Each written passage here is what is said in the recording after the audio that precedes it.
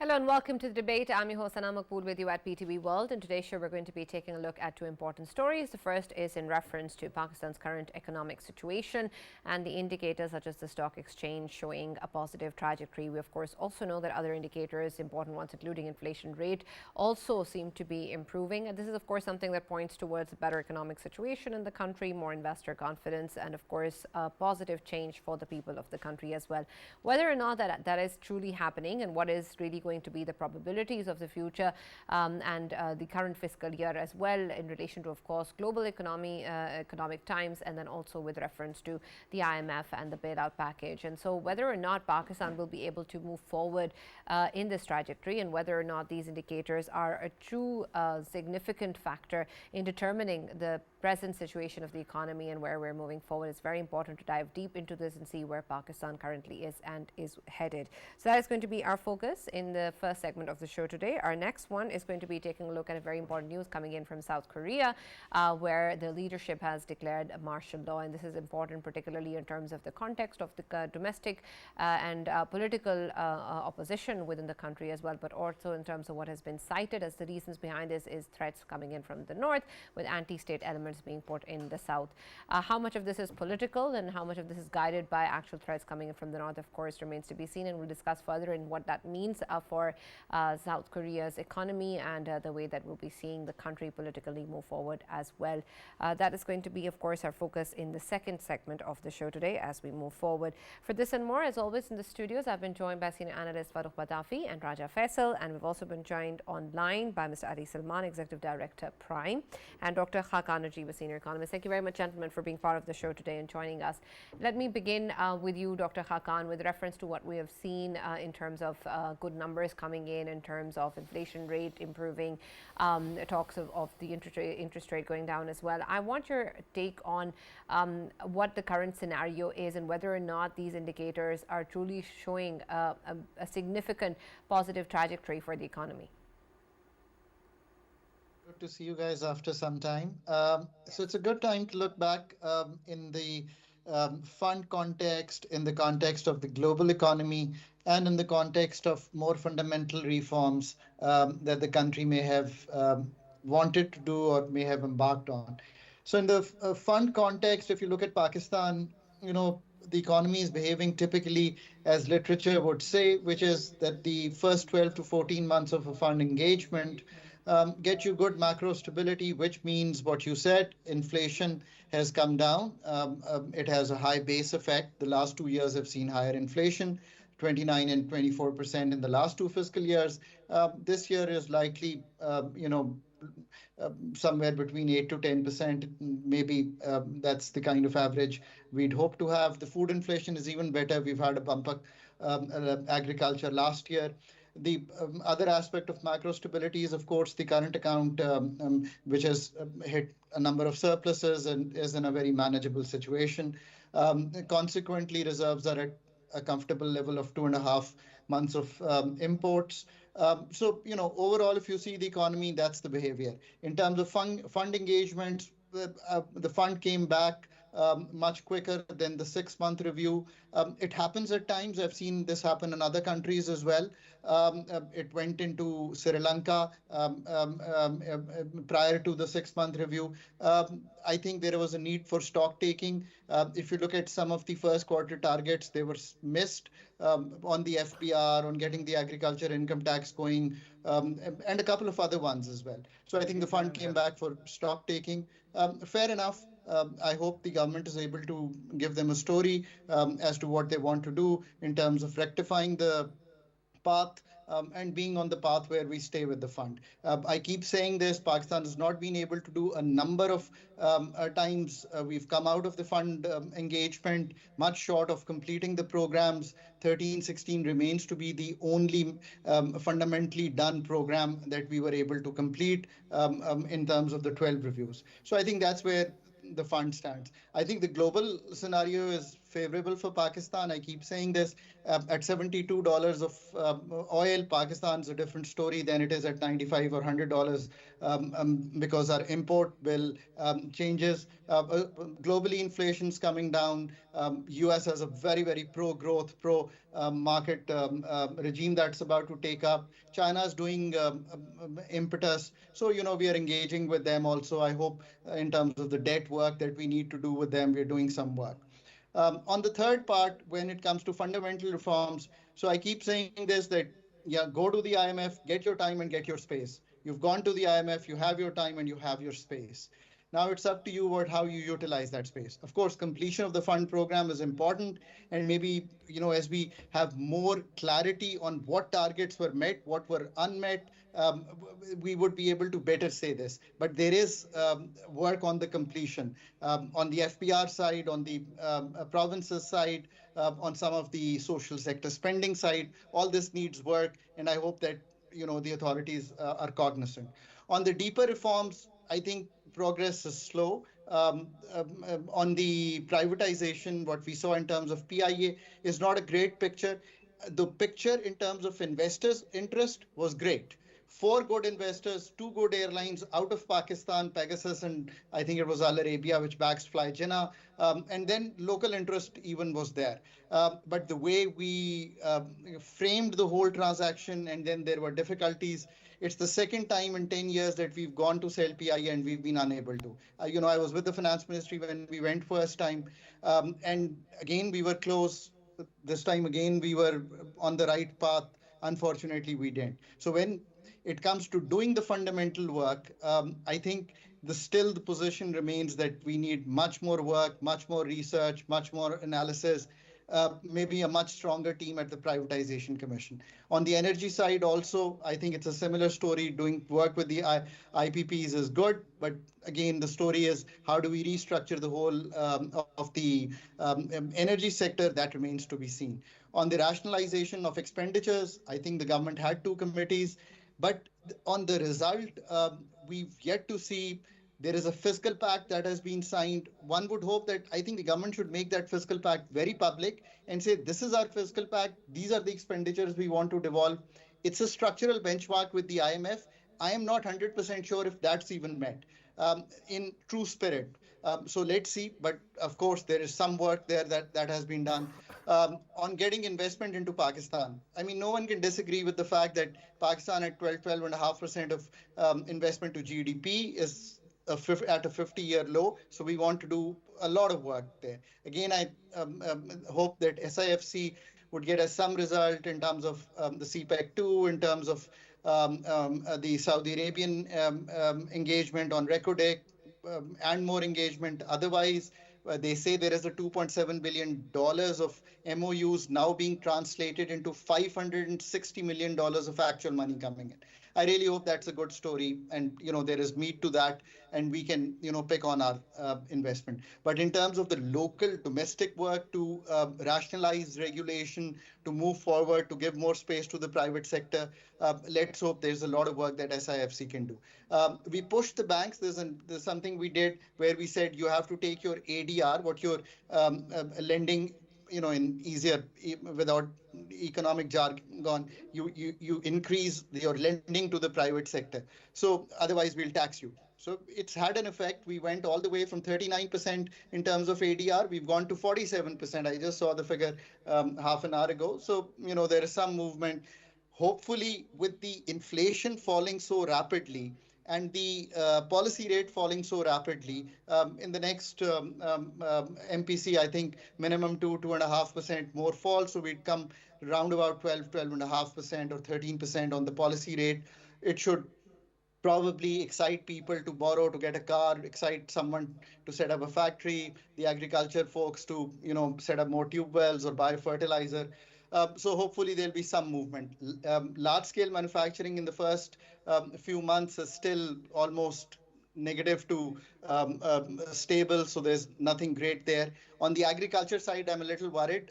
The crops don't seem to be doing that well this year, so maybe again, we need to do some work. So I think that's overall where the economy is.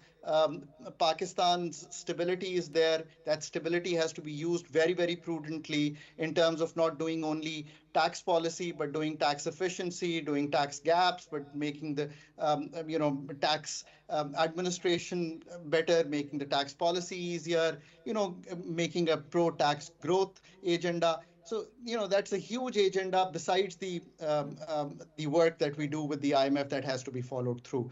But the time and space is certainly there. The stock market is booming. Good luck to the 200,000 people who've made great money in the stock market. Our market capitalization has improved. Good luck to all of those folks, and good luck to folks who enter the market today. And there is again a lot of work where market depth needs to be created. I mean, what kind of a stock market are we operating where we have not even 400,000 500,000 investors in a country of 250 million people? But the folks who've made money, good for them. Our market has performed. The profitability is better in terms of a number of companies. Banks have done well for whatever reason. They're lending to the government, but have done well. Fertilizer is doing okay. Gas, there is a hope that government will do some work. Power, there is a hope government will do some work in terms of the circular debt management plans and others. So people have responded. Market is still in a momentum bull, and then that's a good story. Real estate is not doing that great. It kind of makes me happy. I think monies have to come out of this, because we think that Pakistanis don't save much in terms of numbers, but they save at the wrong places because we incentivize the wrong places. So Right. hopefully, that will continue like that. I think that's the overall ballpark where the economy is. Underperforming market should not be something that gives you any kind of Celebrate. solace. But over to you, Sana. Right. Dr. Ali, I also want your perspective on the current situation, and also in terms of the impact that it creates for the industry and for the people of Pakistan. There seems to be perhaps a divide in what we're talking about in terms of positive indicators or improvement in the state of affairs than to what the general understanding perhaps is, or the general investor sentiment, or how the people of Pakistan feel. And why is there that contradiction then if we're moving towards the right direction? And if I can join in as well with a supplementary question, and that is related to investments, especially there are domestic investors, but there are international investors as well. Very recently, we've been getting very good signals from the European companies, big companies like FL Smith. They are interested in mining. They are interested in exploring Pakistan in terms of mining and all of that. That is why we saw that their foreign minister, he came to Pakistan and he discussed about how important it is for their own big companies that are generating around $4 to $5 billion a year. They are interested in putting money in Pakistan. How significant it is when we know that SIFC is playing its pivotal role in attracting the foreign investment in Pakistan. Right. Thank you so much, Slara, and for having me in this program. It was great listening to Dr. Khaqan. I think the analysis was quite comprehensive. I would connect to both the points which Raja Faisal and Sana have raised. And I think I agree with the general notion that Pakistan's economy has experienced improvements in macroeconomic indicators. We got just a good review of it. But then the question comes always that what happens next? And this has happened in the past. This is a cyclic process we are in, that for a short time, our fundamentals typically improve when we follow the textbook economics, and we always got the positive results. But then when it comes to the responses from the private sector, from investors, from entrepreneurs, which are really the key to long-term growth. You see, ultimately, if Pakistan has to become even a middle-class economy and provide jobs for most of its people, 2 to 3 million people coming into the job market every year, then it has to sustain at a growth rate of at least 7% for about 10 years. Now, for that, we need to do some fundamental actions. And when you talk about investment, environment in particular, you see the foreign investors are driven by the feedback and experiences as narrated by the domestic investors. That's the thumb, rule of the thumb. And so, if you look at the current sentiment of the investors, let's say in the power sector, now, the impression that we get from the media is that a lot of these changes in the contracts in the power sector have been, as a result of certain degree of coercion, and that is not sending a signal of transparent business environment to international investors. And I agree that Pakistan has a lot of mining potential, agricultural potential, but again, one of the demands from the investors, whether they're domestic investors or international investors, is level playing field. If they get this notion that okay, there are certain investors or investors from certain countries are getting preferences, then you don't open up for the competition. And if you don't bring competition in investment, then obviously you cannot bring in new capital, which is needed. We cannot, of course, grow the country out of poverty by aid, by increasing debt, or bringing IMF program. These are just band-aid measures. Ultimately, you need people to invest. And a key condition, which I think the government is still not focusing for, that is a business-friendly environment and a business-friendly tax policy in particular. Now, we have seen, for instance, how the government is constantly failing, unfortunately, in the tax collection targets. And that we have also warned earlier that when you go to the higher level of tax rates, people will respond by paying or tax avoidance or tax evasion, which is happening. So it means while this is good news that discount rate is coming down, on the other hand, the taxation environment is not very helpful, and we know that there is increasing number of people in the tax net, but they are not necessarily paying the tax with respect to the income they might be actually earning. So it means that these are the fundamental issues which remain challenges in the business environment. And to bring the investors, you have to really fix these issues. And at the same time, the government still has a large footprint in the businesses. Different arms and different bodies of the government in different forms are in various sectors of the economy, which again pushes the private sector, the competitor, out when you have the government to sort of on your back. So this is again an important area of reform, which I think government has not demonstrated enough seriousness.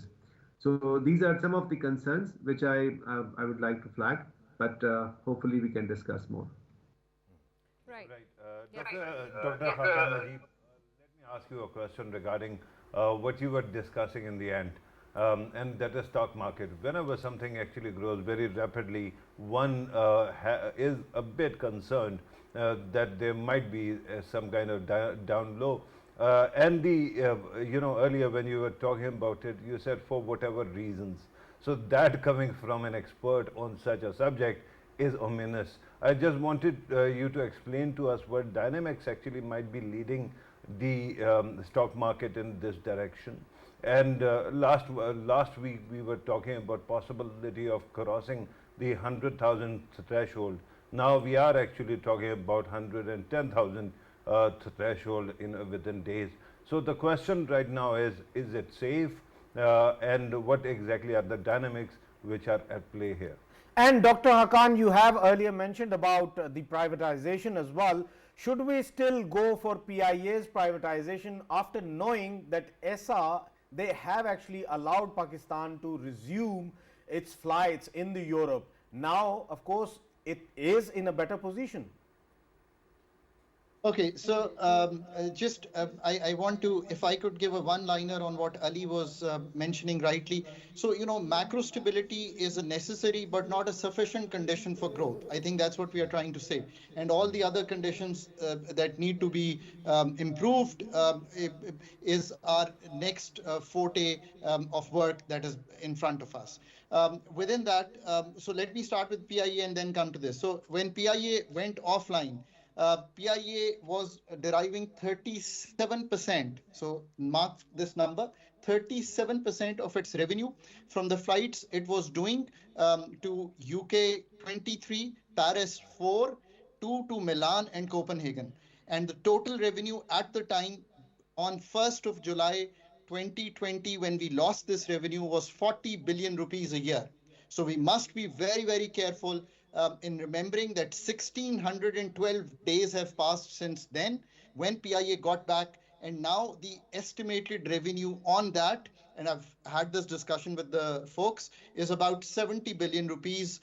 So look at 180 billion rupees of lost revenue for losing these spots. We all know the reasons why we lost them. And so it's very, very important for authorities to be very careful in the statements that are made or in the policies that are put forth. Coming back, yes, this should, I think, improve PIA's what you call profitability, the revenue, and especially because now we've taken 600 billion off the balance sheet. So the interest that they're paying has substantially come down. They should be in an operating profit. And this should actually improve the sale price also, because our actual sale price are the landing rights, are not the aircrafts, are not the inefficient people that we have there. It's the landing rights, it's the air services agreements which PIA holds across the world. So that's true. Without an iota of doubt, Faisal, PIA should be privatized. It's an airline with 34 aircrafts, 15 to 18 operational, 18 years is the average life. The decisions that need to be taken, the C-suite, I keep repeating this. Pakistan is in an HR crisis. In commercial areas also, the crisis is the same. If you have not invested a penny and you're on the board, I can assure you, you will not feel the pinch. If you have money in PIA and you're on the board, you'll feel a very, very different pinch. So very, very surely run the process better. You have now the routes. PIA would start operating end Jan. We should be looking at 50 to 60 billion rupees of added revenue. You have these in place. Do take PIA to privatization. You should be able to get good money. Your own 30, 40, 50% that you maintain in PIA as owner would go up in value as PIA starts to improve. So no doubt about it. The reason you want to do this is to create an aviation sector. I always say, look at we deregulated the business in which you three are. Look at the number of new entrants that have entered in terms of this business, the media business. So yes, on the stock market, the reason I say that, for whatever reasons, look, one, people have lost avenues of investment. You go to a bank, Pitafi Saab, and tell them you want to give them a deposit. They'll offer you 8, 9%. If you say, I want to give you a 5-year deposit, they probably won't offer you more than 7%. So the fixed income market has come to a halt. As the fixed income market comes to a halt, you need to find other avenues. And stock market is one such avenue. So its liquidity is very good. Everyone who was in fixed income, including the non-banking financial institutions, the funds, they've come there. As I said, profitability of a number of companies has gotten improved. And the Pakistan market was trading at a PE of 3, which means price to earnings. Pakistan market has traded in even average times at a PE of 7 to 8. That PE of 3 was because we were talking default in Pakistan. The fund program had gone out, the last long-term one, and we were not managing our current account well. So there was a discourse where money was moving out. That PE is now re-rated to somewhere between 5 to 6. As I said, we've seen 10, but our average has been around 7. So it's for anyone to decide whether they want to put money on. Next year would be, I think, if yeah, earnings improve, if the economy picks up, if the fertilizer outtake improves, if the banks do good business, then you can see a better market. And the fund program stays intact and the fundamental macro stability is not disturbed. So I think that's my view on the stock market. Many caveats, by the Right, way. absolutely. Dr. Ali, I want your perspective on this too, particularly in terms of how we move forward. And of course, this is an important aspect. And Farrukh, I'd actually take your perspective on that, given, of course, the political scenarios that we've seen in the country as well. There's a lot of ups and downs with reference to what has been going on. But at the end of the day, of course, the economy presents a big challenge to the government. So in light of all of this and the kind of aspects that we need to be cognizant of, what is then going to be the future direction for the economy?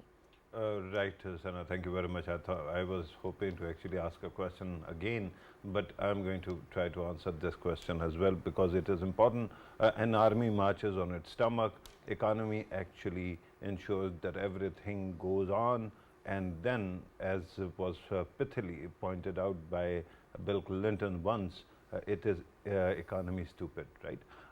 So at this moment, our dynamics are correct, but one thing that concerns me a lot, and I think that everywhere in the world, when you talk about performance of any government or when you talk about economic performance of any market, the first thing that actually stands out is mention of a job creation. How many jobs have been created, how many jobs have been lost, and that is how usually government's performances are measured.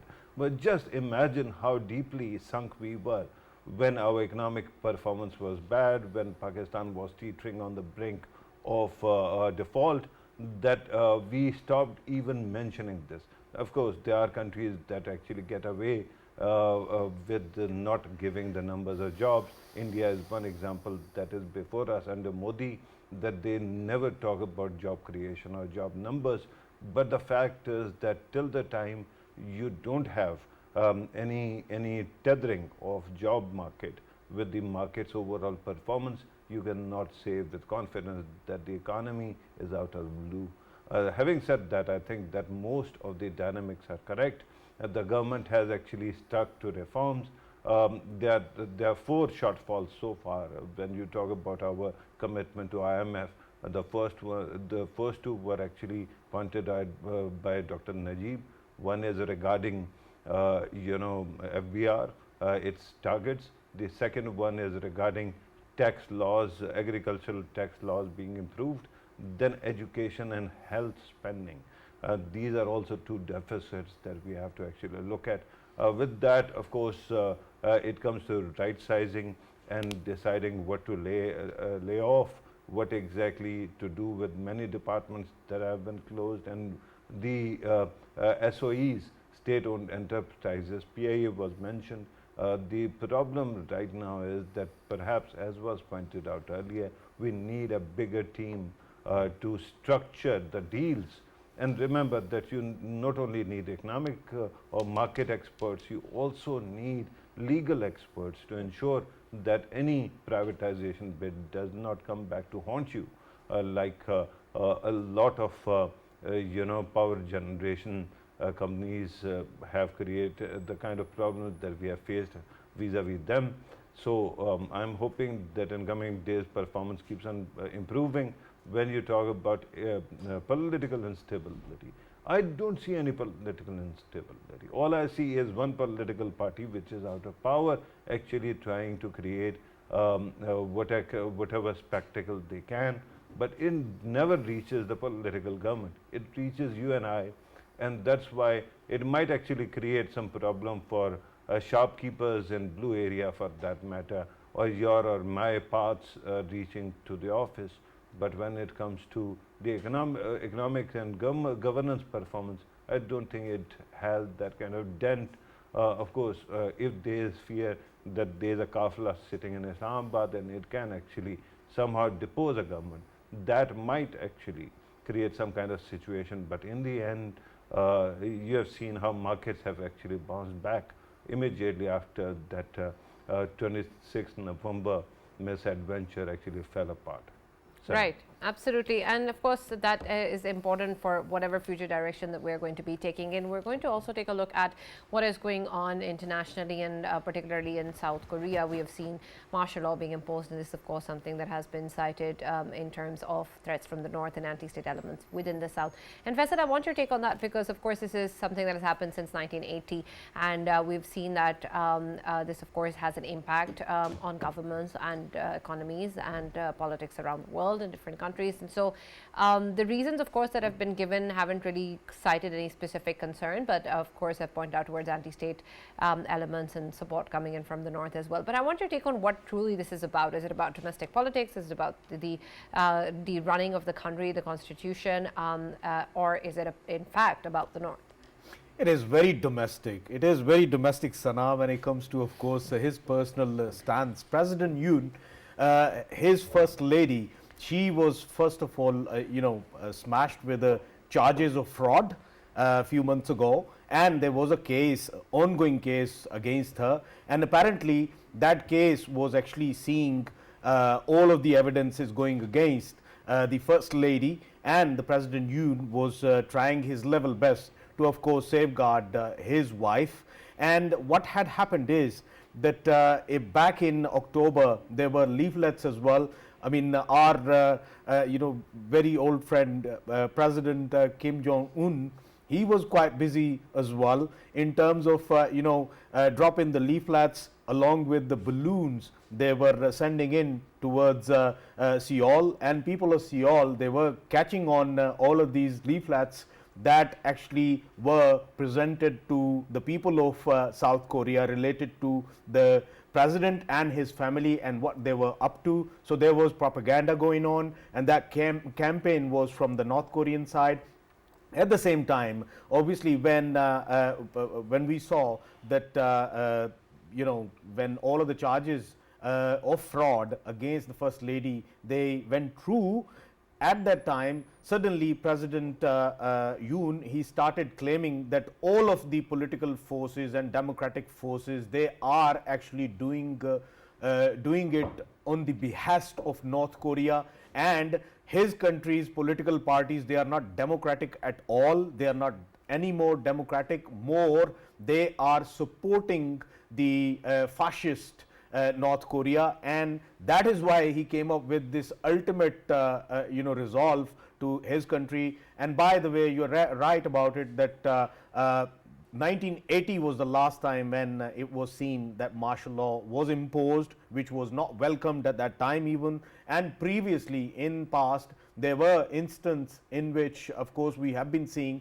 that South Korea was experiencing the martial laws, but since a long time there was democracy, and people of South Korea, they love democracy. And that is why even when President Yoon came up with this idea of imposing martial law, suddenly the parliamentarians, 190 out of 300, they voted against it. And there were, of course, statements coming from the ministers as well, all of them claiming that this has nothing to do with the country, this has nothing to do with the democracy in the country or political parties not being democratic at all. It has everything to do, as you started with, domestic problem, and that domestic problem is very domestic when it comes to, of course, President Yoon and his first lady. So Right. to me, I think it has everything to do with his family affair rather than the country's affair.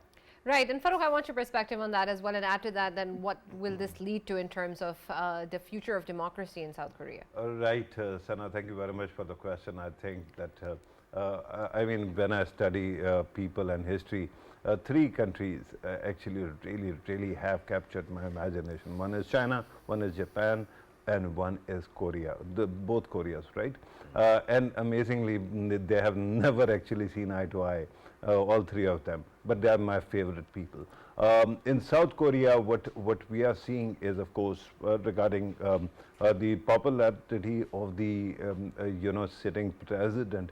You have seen that before this government actually took over, President Moon actually swept an election, and after that he started losing his grip, and eventually this right center of the right party actually came to power, but with mere majority. That is one thing that is interesting. Then, of course, as was pointed out, not only leaflets, but there was a petition regarding corruption and illegal influence on by-elections by the president, and 800,000, somewhere around 800,000 people actually signed that petition. For a country whose entire population is 51 million, this is a big number. So after that, the crisis started, and eventually it has culminated into this martial law. Usually what happens is, at least in Pakistan's own example, whenever we have imposed martial law, or whenever a civilian leader has imposed martial law, they are very quickly removed from power, and then the army actually rules the country. In South Korea, the example has been different. Back in 1970s and up to 80, we saw that there was a similar kind of government that had martial law, but it was civilian led. Finally, it is going to have a very interesting impact on how politics shapes up. You know, in America, President Trump is actually about to take over. His equation with President Moon was quite good. Similarly, his equation with Kim Jong-un was also improving. He had actually claimed to receive a big, beautiful love letter from Kim Jong-un, and that is not all. He has been remembered that there is something very interesting at play here. In South Korea, while the martial law is in place now, and their standing army is somewhere around 500,000, and their reservists are 3.1 million. The amazing thing is that there is still deployment of American troops in South Korea to the tune of 28,500. And there is an agreement which actually rules this, deployment, and it is called SOFA. So in the past, when he was president, Donald Trump kept on actually complaining that South Korea doesn't pay up for the deployment, and it is US or American taxpayers that actually end up footing the bill. So he kept on asking the South Koreans to cough up that money, or he's going to actually tear down the SOFA agreement.